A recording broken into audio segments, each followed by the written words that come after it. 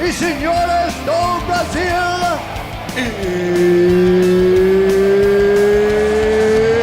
it's time! É isso, Little Bruce. Olha a gente aqui de novo com o It's Time. E hoje no oferecimento de BK8, a casa de apostas mais confiável do Brasil. Inclusive no QR Code tem a moral aí pra quem é público nosso aqui do It's Time, tá? Hoje tem uma convidada sensacional. Virna Jandiroba. Fala, turma. Prazer estar aqui com vocês. Vamos bater esse papo. Ah, ela é simpática demais. Isso que é uma abertura de podcast que vale a pena. Virna, onde você tá? De onde você tá falando com a gente? Agora eu tô em Feira de Santana, Bahia, em casa, né? Ai, que delícia, o verão baiano. Como é que tá esse verão aí? Tá muito quente. Tá especialmente quente, mas maravilha. A gente já tá acostumado também.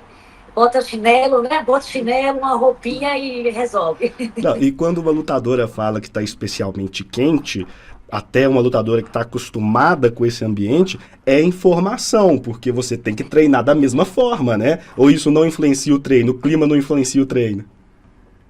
Não, influencia, mas com certeza influencia o treino. Mas a gente tem que fazer, independente, né? Se tá tempo, como falo, né? Independente do tempo, faça chuva, faça sol. Mas sim, é mais desgastante, né? Para treinar por conta do calor, né? E tudo mais. Mas a gente, como eu falei, nós, né, já estamos adaptados, né? E o verão, ele é sempre muito quente aqui na Bahia. Enfim, a gente acaba esquecendo, né? O verão do ano passado você esquece. Aí volta e fala, caraca, é quente mesmo.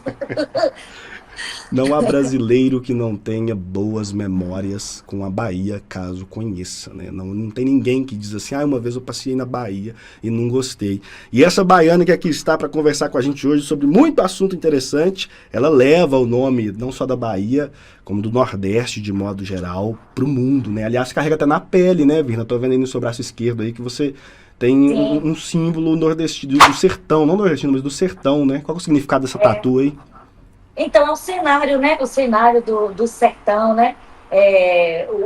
O cacto, né? Que é muito comum no sertão. Tem o carcará aqui, né? Que é a ave que me representa, é o meu codinome, né? Dentro do MMA. Então, essa é a representação do sertão, né? Do nosso sertão.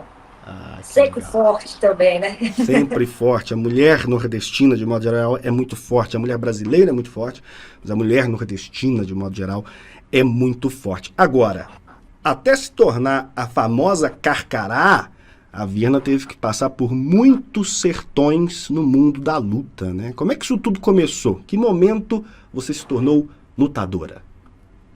Então, na minha infância ali eu já comecei a praticar, né? Comecei a praticar o Kung Fu ali com 12, 13 anos, mas foi uma passagem rápida. E aí depois eu fui para o judô, né? Treinei judô e lá conheci meu professor de jiu-jitsu. Eu até cheguei a competir, fazer uma competição de judô. E aí conheci meu professor de jiu-jitsu, e aí ele me convidou, vamos lá fazer o treino, né? Na academia de jiu-jitsu. E aí eu me apaixonei, foi paixão à primeira vista, né? E aí, a princípio, eu conciliava ali o judô e o jiu-jitsu, aí depois eu saí do judô e comecei a me dedicar exclusivamente ao jiu-jitsu. 12 meses depois eu já estava competindo, né? Encarando de forma profissional ali, né? Eu tinha 15, 16 anos, mas eu já encarava de forma profissional, né? Eu pensava, não, eu vou formar faixa preta. Desde o começo ali da minha carreira no jiu-jitsu, né? Embora não tivesse a estrutura, não tivesse as condições, né? Ali, digamos, adequadas, eram as que nós tínhamos, foram as adequadas no momento, né? Mas não eram das melhores condições para treinamento e tudo mais. Na minha cabeça, eu sempre fui uma profissional, né? Independente disso, né? E aí eu queria ser campeã mundial de jiu-jitsu, tinha toda esse sonho, esse objetivo. E aí formei faixa preta e comecei a pensar, né? A migrar para o jiu-jitsu, porque aqui na Bahia, eventualmente nós íamos, né, para os campeonatos no Sudeste e tudo mais, mas era difícil, né? A gente ia uma vez ao ano, era difícil para conseguir patrocínio. Então, e aqui dentro também, né, na Bahia, começa a ficar difícil, né? As meninas vão parando, enfim, acabam não competindo mais, porque, enfim, tem outras questões, né? Tem outras responsabilidades também, né? E como E desde o esse, e esse começo. esporte em particular é bem machista, né? Eu acho que isso também atrapalha, às vezes, a menina continuar encorajada, né, no esporte também. Não sei o Sim, quanto isso influencia. sim, sim, eu acho que sim. Eu acho que também é muito determinante também, né? É, o machismo, né, ele é muito forte, então acaba determinando, né? Então as meninas, eu já não tinha com quem competir, na verdade, né? E como o sentido da minha atividade ali sempre foi a competição, né? Comecei a competir com 2 meses de jiu-jitsu, eu comecei a ficar sem motivação. Aí eu pensei, surgiu o MMA como desafio, né? E aí o pessoal foi lá para a Serrinha, na verdade, né? Que eu sou de Serrinha, então o MMA veio até mim, né? Tinha ia acontecer um evento na cidade, aí eu fui selecionada, treinei um mês e, enfim, e aí treinei um mês e estreiei, né? Mas a duras penas, né? Porque para sair ali do jiu-jitsu também, para trocar porrada, aí eu falei, não, vou fazer essa luta porque eu já acertei, né? Já acordei com o pessoal, mas é a primeira e última. Mas aí depois me apaixonei também pelo MMA, enfim. E tô aqui, né? Caramba, eu imagino. Um mês de treino, que loucura, né? E aí, assim, sair do solo pra ir pra trocação, né? E mais do que Caraca. isso, né? Fazer bem feito, né? Porque senão você não estaria aqui hoje. Se você tá aqui hoje é porque encarou e fez bem feito, né? Algumas coisas me chamam a atenção no seu início, assim. A começar pelo jiu-jitsu. Quem que é seu professor? Foi ele que te condecorou com a faixa preta? Como é que foi essa fase de jiu-jitsu na sua vida? Então, meu professor, eu sou da equipe Corpo e Mente, né? Equipe daqui da Bahia. E o meu professor é Valdir Reis, ele que me formou faixa preta, eu comecei com ele, formei faixa preta com ele também. No jiu-jitsu a minha história é essa, né? Continuo fazendo parte da equipe Corpo e Mente, enfim, de jiu-jitsu, né? Mas agora estou voltada para o MMA. Isso é importante demais, viu? Destacar quem tá com a gente no início, destacar esses nomes. Aliás, eu queria destacar mais um símbolo brasileiro, para além da sua tatuagem, o caramelo. Nada mais brasileiro que um dog caramelo em casa, né? Poxa vida. É ele ou ela? Como é que chama? Ela adora, adora. A Dora, tô O performando a caramelo. Dora aqui do nosso Time. Isso sim é brasileiro. Isso é muito brasileiro, um dog caramelo. Você permanentemente mora na Bahia ou você vem, treina nos Estados Unidos, vem pra Bahia? Como é que é a sua relação com a casa, assim? Não, eu permanentemente moro na Bahia, mas viajo, né, para treinar. Agora eu estava em Las Vegas, treinei em São Paulo lá com Demian, mas eu permanentemente moro e treino aqui na Bahia. Minha equipe é da Bahia, a equipe Fight House também, né? Então, embora eu esteja viajando agora muito mais do que antes até, né? Mas é aqui que eu faço meus camps, né? Aqui que eu moro, que eu vivo. Parabéns, inclusive, pro pessoal da Fight House. Um abraço pra eles, porque uma atleta desse nível e ela se manter em casa, se manter no Brasil, isso é muito importante ser destacado. Mas eu dizia que chamava a minha atenção o seu começo ali, no jiu-jitsu e tudo mais, exatamente essa parte também das dificuldades. Te assistindo agora, eu tenho certeza que tem uma série de atletas das mais diversas modalidades, mas principalmente da luta, que tá nesse perrengue. Quais são Sim. os momentos do início da vida do lutador? Porque o que você passou, acho que a maioria das meninas do UFC passaram, assim, com raras exceções. Né? Talvez as norte-americanas nem tanto, mas abaixo do Equador todas passaram o que você passou, de eu preciso continuar. Que hora que você tem que persistir, você tem que acreditar no seu potencial de atleta? Eu acho que tem muitos momentos, né, que a gente é testado, né? Eu acho que tem vários momentos que a gente passa por esse teste. Eu acho que, primeiro, a questão mesmo é as condições materiais, né? A estrutura, né, e tudo mais. Isso é muito determinante e a gente precisa de muita persistência para não parar, como eu falei, né? É questão de patrocínio, né? Hoje é muito mais fácil, obviamente, que a gente também tem patrocínio, por exemplo, de serviço, fisioterapia, né? Tem médico, tem tudo mais. Mas há alguns anos atrás, enfim, eu comecei no jiu-jitsu em 2005, então quase 20 anos atrás, né? Isso era muito mais difícil, né? Vindo do interior também, era muito mais complicado. Eu lembro que eu tive até uma lesão, que foi o LCA, né? E o menisco, e eu fiz a cirurgia, na época meu pai tinha um plano de saúde, né? Eu fiz a cirurgia, mas eu tive muita dificuldade, por exemplo, para fazer a reabilitação, né? E aí, enfim, eu acho que eu fiz 2 meses de reabilitação e pronto. E aí voltei a treinar, né? Aguentou muito meu joelho, depois eu me lesionei, mas há 2 anos atrás. Essas questões todas, né? Eu acho que são questões muito difíceis para a gente, né? E ali no começo também era muito complicado, porque eu sempre encarei o jiu-jitsu de forma profissional, mas eu não ganhava dinheiro com o jiu-jitsu, né? Eu não ganhava dinheiro. Então era muito difícil para mim, inclusive para eu interiorizar e me reconhecer como um atleta, porque é isso, eu não tinha esse retorno financeiro, né? Então tinha que ter outros trabalhos além do jiu-jitsu, né? Trabalhos em paralelo. Então treinar e ter outros trabalhos também, isso é muito desafiador, né? Eu acho que nesse momento muitas pessoas podem pensar em desistir, né? E tudo mais, você conciliar.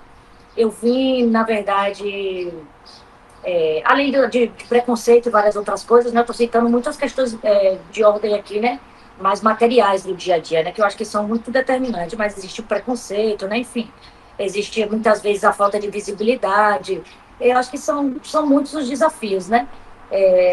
Mas é isso, eu persisti, né? Eu persisti, trabalhei, acreditei, para além de acreditar, trabalhei, me mantive firme, né? Assim como hoje, né? Óbvio que sempre há dificuldades, mas continuo me mantendo firme, acreditando, enfim. Você falou um ponto importante aí. O lutador, ele precisa falar pra ele mesmo que ele é lutador, né? Em vários momentos, principalmente quando ele não é a única profissão dele, né? Isso, exatamente. Puxa Eu acho que vida, você precisa. isso é muito Você relevante. precisa se reconhecer, entende? Como atleta, né? Você precisa se reconhecer. Talvez essa seja a dificuldade que as pessoas, que os atletas passem também, né? Você se reconhecer como atleta, até para você encarar profissionalmente e tudo mais. Aí, às vezes, quando a gente você trabalha, né? Quando a gente trabalha, no final do mês você tem, né? Uma remuneração, mas no nosso caso, eu tipo, não tinha remuneração, cadê o dinheiro? Onde está o dinheiro? Em que momento o dinheiro começou a aparecer? Foi no Invicta ou apareceu antes? Não, então, eu lutei o Fight Night, que foi aquele evento do Bruno Galhaço, ali eu já ganhei bem, ganhei legal, né?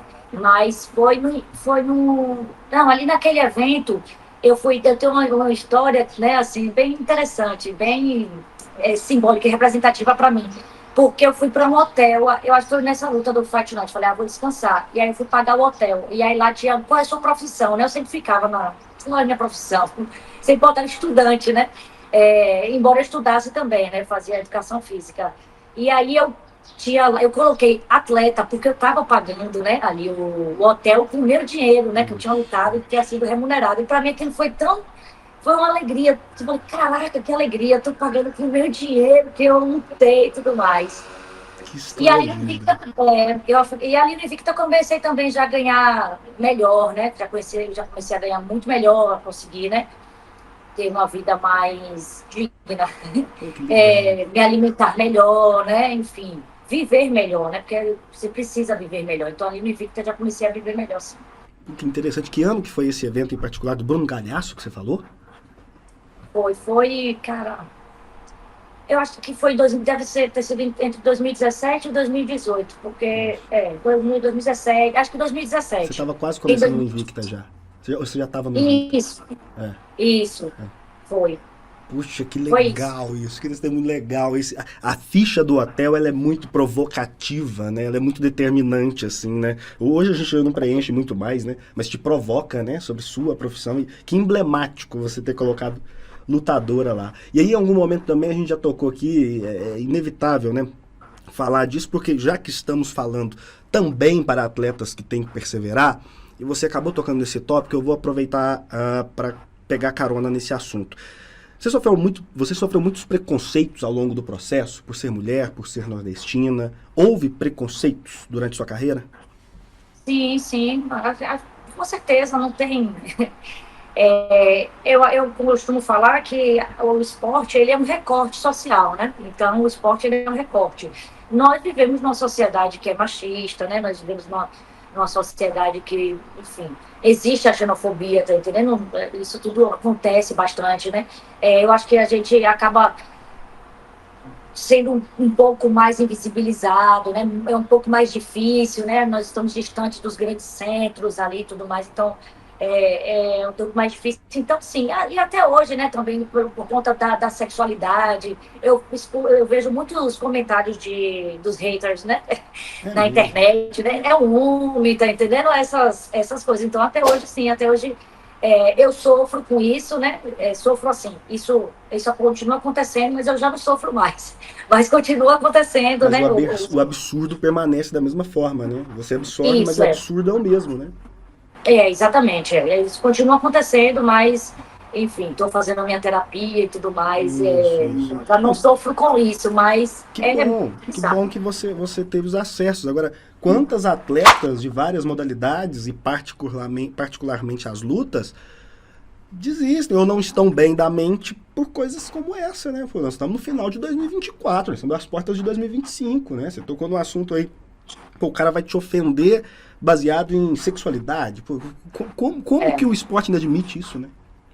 Isso é uma das coisas que hoje em dia que mais acontece, né? Eu não, em relação a ser, obviamente que existe toda uma estrutura, né, nordestina e tudo mais, mas enfim, um ponto que é muito, que eu escuto bastante, né, que eu leio bastante, na verdade, sobretudo na internet, é a respeito disso, né, da minha sexualidade. Não, é um homem, tá entendendo? Enfim, é um cara. Isso é algo que acontece bastante. Realmente é, é um absurdo, né? É uma coisa que é bom falar, né? A gente precisa falar sobre, né? Porque, como você disse, né? Tenho 36 anos também, né? Enfim, já tenho muito mais experiência de vida e tudo mais. Mas há muitas mulheres, né, que passam por isso, às vezes não estão confortáveis dentro das suas próprias academias, né? Porque às vezes é um ambiente machista, e, enfim. E eu acho que isso é muito importante também, né? Dentro da nossa academia, pô, a galera, todo mundo muito respeitosa, sabe? Enfim, nós estamos construindo um espaço em que as pessoas se sintam confortáveis, né? Em que as pessoas, enfim, possam treinar um espaço inclusivo, né? E começar por nós, né? Começar por nós essa mudança toda, né? Que a gente quer, né? É importante falar sobre isso, o Instagram está aberto para falar sobre isso. E por falar em começar por nós, você, meu irmão, jiu-jiteiro, a galera do judô, a galera do Muay Thai, não interessa a categoria de luta que você participa. Tá indo pra academia, tem mulher treinando com você, você é o cara que faz aquela piadinha, não tem graça, irmão. Sua piada não tem graça, não faça isso. E eu tô dizendo porque muitas vezes para relevar, pra mulher continuar o treino dela normalmente ali, continuar o dia dela, ela dá uma risadinha. E aí muitas vezes o sem graça acha que isso é um gesto de aprovação. Não, não é um gesto de aprovação. Você está atrapalhando ela a treinar, você está atrapalhando ela a seguir o sonho dela. Cada um na sua, vai lá, faz seu treino. Se você puder ajudar, puder dar conselhos para a evolução da sua colega de academia e puder ouvi-la também para você evoluir, vai ser muito bom. Se não tiver o que dizer, irmão, treina e vai embora. Porque infelizmente a gente vê muito, viu? Aquela brincadeirinha sem graça, e como a pessoa às vezes não revida na pancada, ou não revida na pancada verbal, né? Entende-se que tá tudo bem. Ah não, fulano tá acostumada, que é amiga nossa, e às vezes a pessoa não tá suportando mais aquela falta de graça. E claro, todo e qualquer gesto sexista, ele começa com as piadinhas, ele começa no verbal, né? Isso aqui eu tô dando só um exemplo verbal, para várias outras atitudes que representam negativamente o sexismo. Puxa vida, militei aqui, desculpa, Virna, usei da nossa entrevista. Não, ótimo, acho que é necessário, obrigada. Desculpa, mas não, me ocorreu isso, eu gostaria de falar, assim. Não, que bom ter espaço para ouvir isso, ótimo. Mas aí você falava, teve uma palavra que você falou que eu até arrepiei, que você falou assim, invisibilidade. Aí você falava, eu pensei, eu falei, poxa, será que essa invisibilidade que ela enfrenta, vou tocar num ponto polêmico aqui, talvez não a tenha colocado lá na disputa pelo cinturão ainda? É polêmico. Você Bem, pensa eu vou falar nisso? sobre... Então, vou falar sobre esse aspecto especificamente, mas eu acho que sim, não só sou eu, na verdade, não é com Virna pessoalmente, né? Mas como eu estou falando, é algo estrutural, né? Enfim, tudo é muito político, né? Embora as pessoas não... Hoje, na verdade, quando você fala em política, você começa a partidarizar tudo, né? Mas não é disso que eu estou falando. Eu falo dos aspectos políticos da vida mesmo, né? Enfim. E eu acho que sim, que talvez a posição que eu esteja, ela não contribua muito, né? Não seja muito atrativa, é isso que eu quero dizer, né? Porque o MMA, ele também, ele é um esporte, mas ele é muito entretenimento, né? Então, ele é entretenimento. Nós, falando de forma bem consciente, nós somos ali também uma mercadoria que é vendida, né? O atleta é uma mercadoria que é vendida. E, como eu tenho dito, né? O esporte, o MMA, ele é um recorte social. E o que é que a sociedade quer, né? Quer consumir, né? O que é que a sociedade quer consumir? E fica a provocação aí também, né? O que a sociedade quer consumir? Quais são os valores, né? Que a sociedade tem consumido e tudo mais. Então, eu acho que tudo isso, né? O fato de ser, enfim, de estar em algumas posições que, como eu falei, né?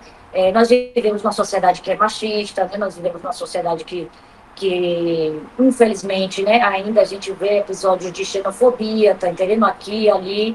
Então, eu acho que essas questões podem nos invisibilizar, né? Eu acredito que sim, que são estruturais. Como eu estou falando, não é pessoalmente com o Virna, tá entendendo? Não é. Mas, enfim, com a representação e com os lugares que eu ocupo, eu acredito que sim. Pô, falou bem, assim.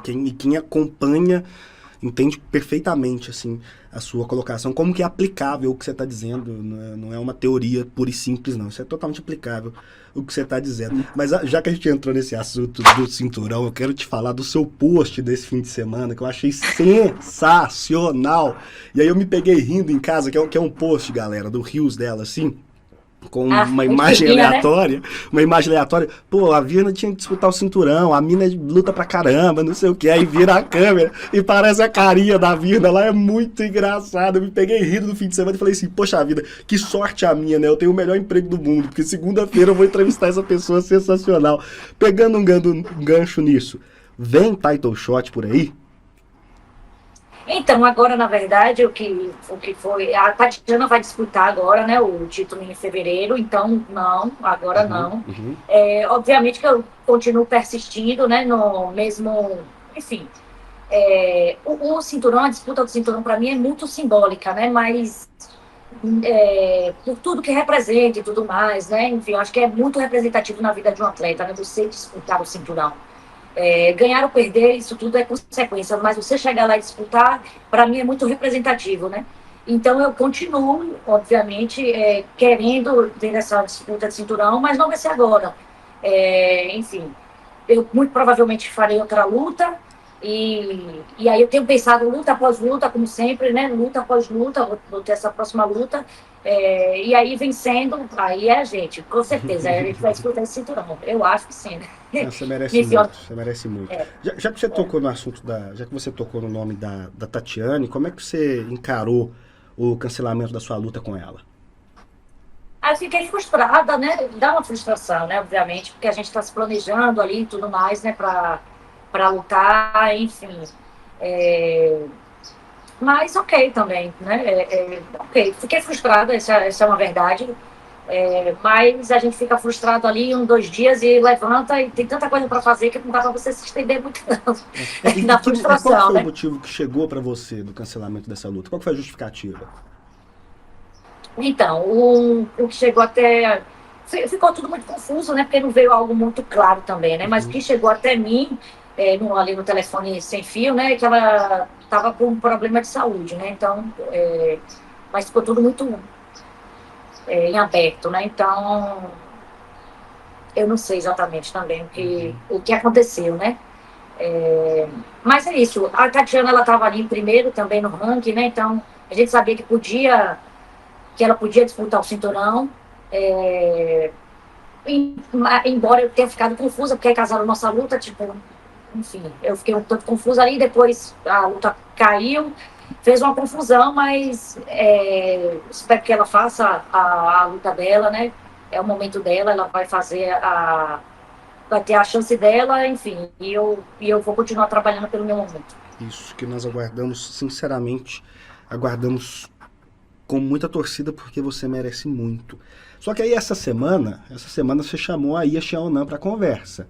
Seria a oponente ideal para o próximo passo, assim, pensando em degraus para alcançar a luta do cinturão? Sim, eu acho que sim. Eu acho que essa é uma luta que faz muito sentido, né? A Iana, ela tá ali em segundo, eu tô em terceiro no ranking, né? É uma menina que já disputou o cinturão, vem de vitória agora. Então, acho que é isso. A gente tem que fazer mais uma rodada e eu acho que essa é uma luta que pode ser feita, né? Que tem que ser feita. Enfim, eu acho que vai rolar. Vamos ver o que vai acontecer. Mas eu acho que é uma luta que faz muito sentido. Mas Tanto aí, para mim quanto para ela também, né? Porque ela teve uma boa disputa ali de cinturão também, né?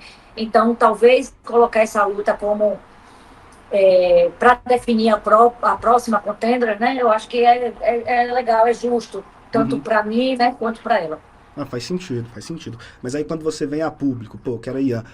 Há um estudo antes? Você já conhece o estilo dela de luta? Ou deixa para preocupar com isso se a luta for marcada? Como é que é esse pensamento, assim? Não, eu já estava, né? Estava aguardando, na verdade, o UFC anunciar qual seria a próxima desafiante. Desconfiava que seria a Tatiana, né? Então a gente já estava desconfiando disso. E pensando nisso, já pensando qual seria o nosso próximo passo, né?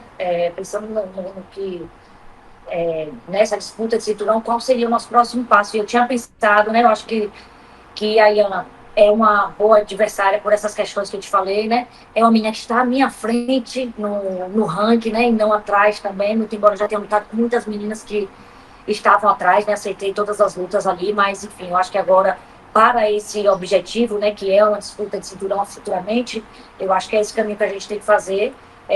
Já acompanho, eu já até treinei com a Ian lá na Alpha Meio também, então já acompanho ela, né? Já faz tempo.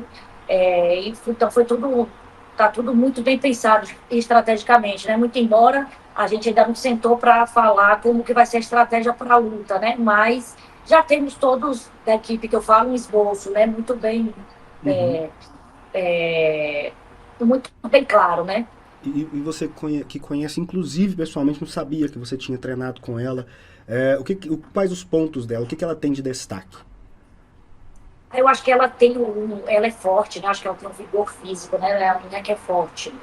É, Fisicamente falando, né? Nós vimos aí, ela é uma atleta completa, né? A gente viu que ela fez, dá para estudar bastante coisa, né? Até dessa última luta que foi com a Tabata, e também com a própria o Elisei, né? Que foram 5 rounds ali. Então a gente vê que ela é uma menina bastante resistente também, né? Muito rápida, eu acho que ela é rápida, inteligente, ela não é aquela menina emocional, muito embora às vezes pode ter alguns impulsos ali no meio da luta, mas ela é uma menina inteligente, está com uma equipe muito boa, né, que é com o Faber ali, então eles também são muito inteligentes, muito experimentados, então eu acho que é isso que eu posso falar sobre ela agora. Aliás, eu queria aproveitar que a gente está falando disso. Você analisa com muita frieza, desde o início da nossa conversa, você fala com clareza, você é muito eloquente, você é muito inteligente. Você estuda muito para lutar, essa inteligência que transparece pra gente, que todo mundo que tá assistindo com certeza tá pensando a mesma coisa que eu. Poxa, que lutador inteligente, como ela se expressa bem. Isso se traduz em estudo para as lutas? Toda vez que eu vejo um lutador assim que é muito inteligente, eu falo, poxa, esse cara deve estudar pra caramba antes de subir no octógono. Você é uma lutadora que estuda pra caramba antes de subir no octógono? Eu não sou aquela, por exemplo, eu não acompanho as lutas todo final de semana. Eu não sou essa pessoa que acompanha as lutas todo final de semana, até porque eu preciso sair um pouco. Eu vivo muito a luta, né? Então eu preciso É teu sair. trabalho, né? Imagina na folga você Isso, trabalhar, né?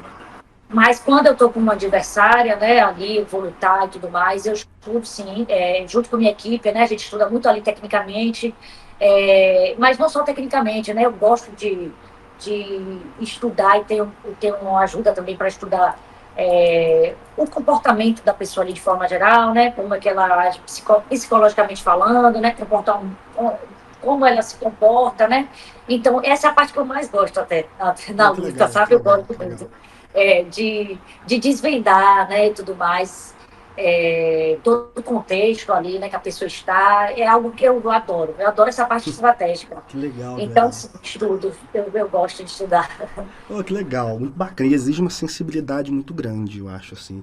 Entender psicologicamente ou buscar entender, eu acho que exige uma sensibilidade muito grande. E aí se vem a Xiaonan E aí você enfileira poxa, uma sequência de vitórias bastante considerável no UFC, né? De realmente campeã, né? De merecedora de cinturão, né? Você vem desde maio de 22, quer dizer, e a considerar que é uma sequência de 4 vitórias até agora, a começar com Angela Hill, quer dizer, só vem nomes fortes, vence bem, e aí você emplacaria, olha, eu acho que você seria bastante... Já é merecedora, né? Eu acho que você seria bastante merecedora do cinturão, que venha o quanto antes esse cinturão do peso palha, né?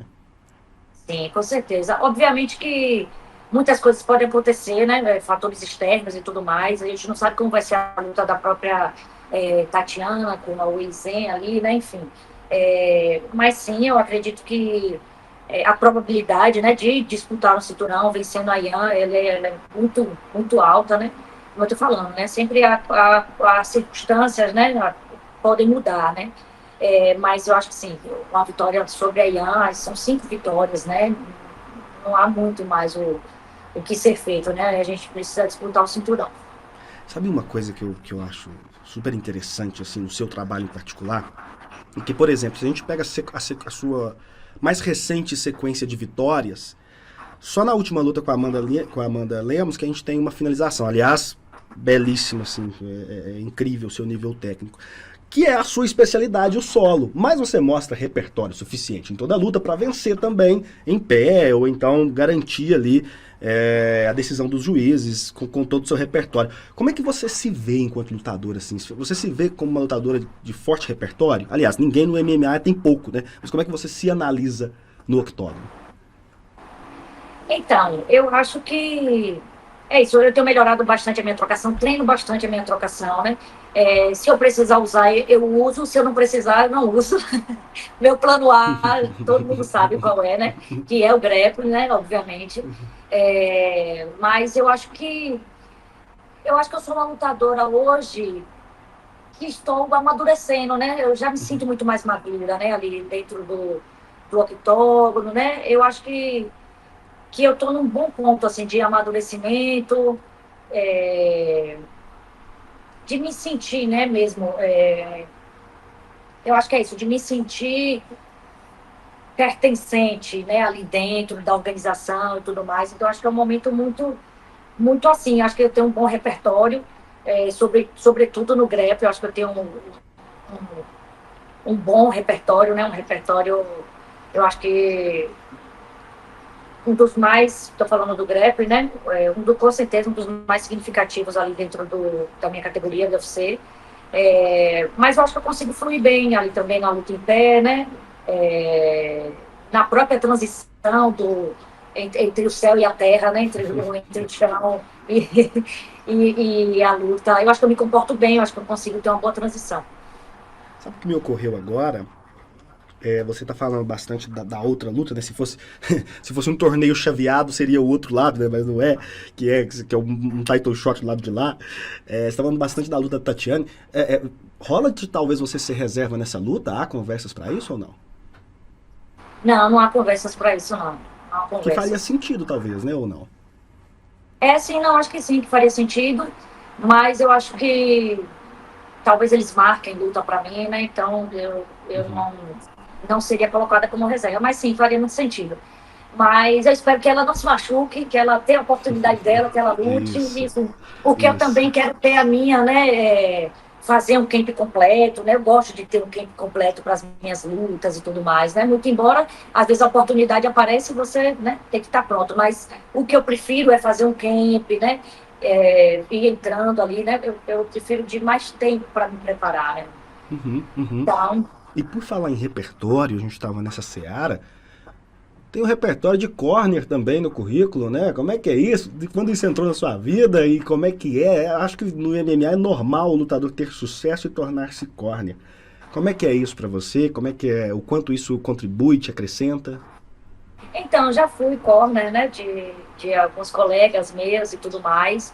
Eu acho que é sempre muito interessante, até porque você está do outro lado ali, né, e você consegue, obviamente, ajudar o seu colega ali, mas você também consegue se perceber, né, eu acho que você consegue ter uma outra visão da luta e de si mesmo também, né, quando você tá ali fora. Então, eu acho que isso me amadurece também enquanto atleta, né, me amadurece enquanto lutadora estar do lado de fora e estar ali orientando e tudo mais, eu acho que percebendo, né, o meu colega ali de treino e tudo mais, percebendo os sentimentos que vem, que ele tem ali, que eu me identifico bastante, né, isso é incrível, porque a gente passa também muito ali no período da luta, então acho que isso tudo é muito, me faz crescer bastante, né, ali, enquanto lutador. Agora, por exemplo, eu fui com Michelle foi lutar o Invitation, e aí eu fui com ela para Las Vegas, né, como corner dela, e pô, foi uma experiência maravilhosa estar ali, né, não... E Michelle também fica muito no meu corner, né, então poder também estar no corner dela foi maravilhoso. A gente brincou ali também, né? Eu falei, não, vou botar você para cortar peso. Não, Não precisava, deve mas ser, deve ser legal até pra relação, assim, né? Já que um fica no corner da outra, pra relação, assim, de confiança uma na outra mesmo, né? Haver essa troca.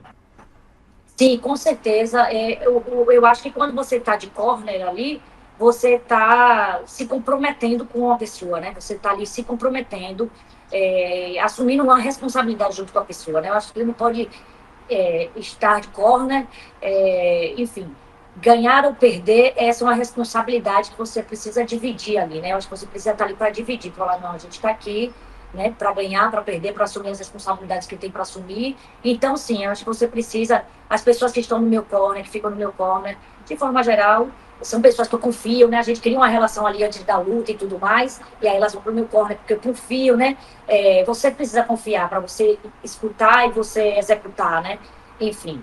Então, acho que sim, eu acho que para você, eu acho que você precisa conhecer bem a pessoa para você ficar de corda dela. Você Agora, precisa conhecer bastante. já que você falou de Las Vegas, onde você foi corner da Michelle, eu vi uma foto tua com o Mike Tyson, foi em Vegas, não foi?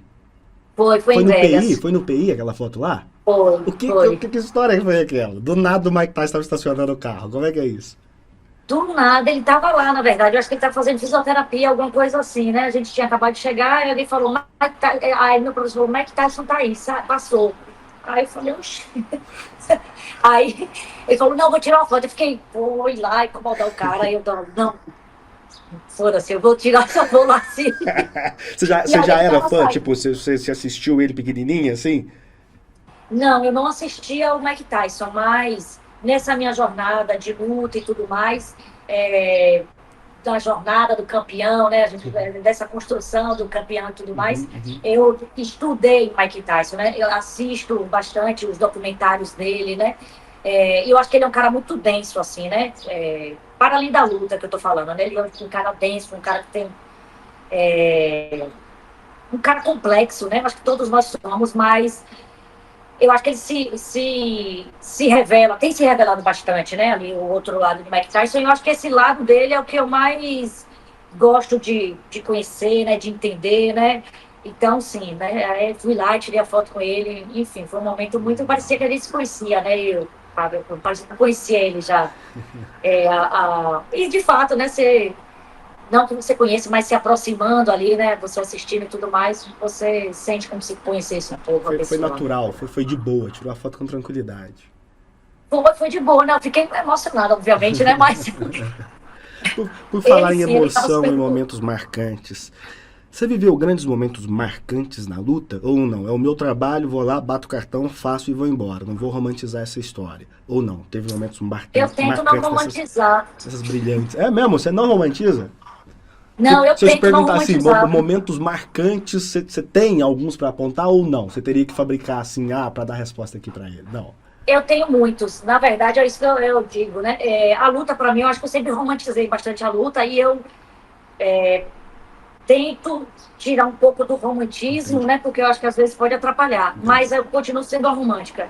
Então, eu tenho muitos momentos, né? O próprio momento agora com essa minha luta, né? Que eu fiz a luta principal com a Amanda Lemos, eu acho que tudo foi tão incrível, né? A fazer a minha luta principal, as pessoas que estavam comigo ali, né? O que a gente viveu durante todo o camp, né? Eu acho que foi um momento incrível, porque, enfim, a galera veio filmar a gente aqui, né? Então, consegui mostrar também, consegui estar aqui, mostrar as coisas do meu ponto de vista, né, do meu lugar, isso foi muito, muito forte para mim, muito representativo.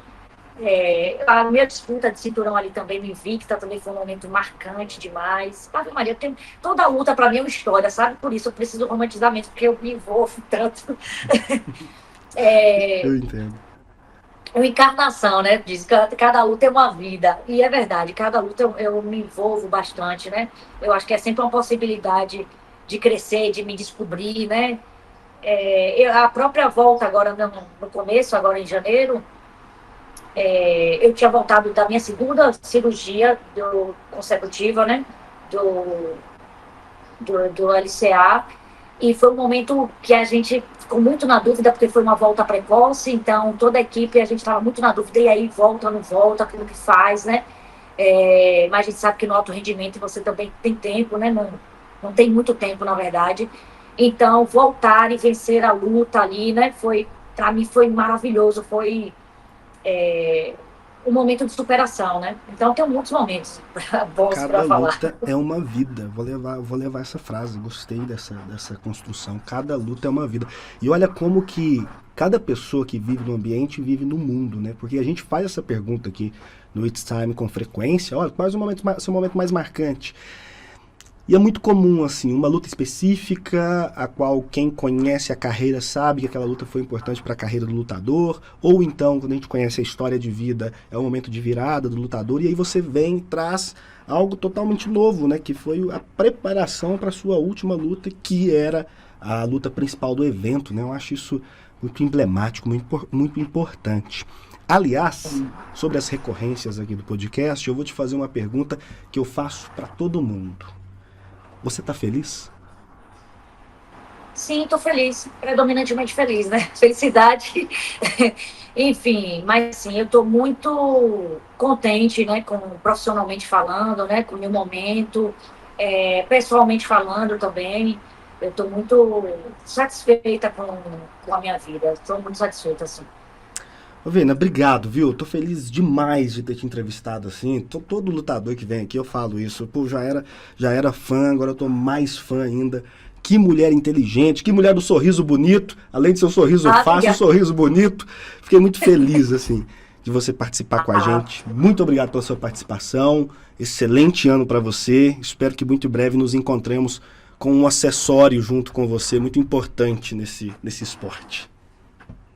Bom, eu que lhe agradeço, muito obrigada pelo espaço, né, pela conversa, adorei, foi muito fluida, né, a gente nem parou. Muito obrigada, adorei mesmo, enfim. E espero que nos encontremos em breve com o cinturão, com ou sem o cinturão, mas de preferência com o cinturão. De preferência com o cinturão. Obrigado demais, Vina. Galera, não esquece que o It's Time é graças a BK8. Então, se você acessa o link aí, você ajuda a gente demais a trazer histórias incríveis como essa da Vina Jandiroba. It's Time.